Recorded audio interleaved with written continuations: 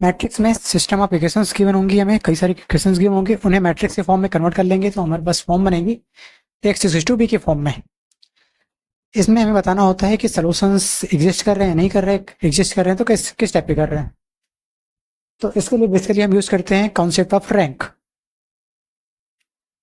यदि rank of augmented matrix और rank of A equal नहीं है तो इनकंसिस्टेंट सोल्यूशन होंगे, दैट इज नुक सोल्यूशन इस केस में। यदि ये दोनों बराबर हो रहे हैं और बराबर है किसके, नंबर ऑफ कॉलम वेक्टर्स के, तब यूनिक, इसके यूनिक सोल्यूशन होंगे। लेकिन यदि ये बराबर है लेकिन कम है किससे, नंबर ऑफ कॉलम वेक्टर्स, तो उस केस में इनफाइनाइट सोल्यूशन। और यहाँ हम यूज करेंगे रैंक नलिटी थ्योरम का। तो कितने वेरिएबल इंट्रोड्यूस होंगे, तो rank plus nullity equals to होता है नंबर ऑफ कॉलम वेक्टर्स। तो यहाँ पे जितनी नलिटी आएगी उतने हम वेरिएबल्स यूज करेंगे यहाँ पे।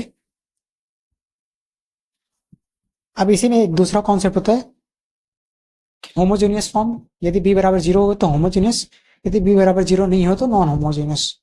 डिटर्मिनेंट यदि नॉन जीरो है तो रैंक ऑफ ए एन के बराबर आएगी, दैट इज यूनिक सोल्यूशन।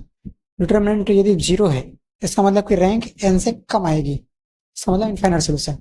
यदि नॉन होमोजेनियस है इस केस में डिटर्मिनेंट यदि 0 है तो नो सोल्यूशन, डिटर्मिनेंट यदि नॉन जीरो है तो यूनिक सोल्यूशन।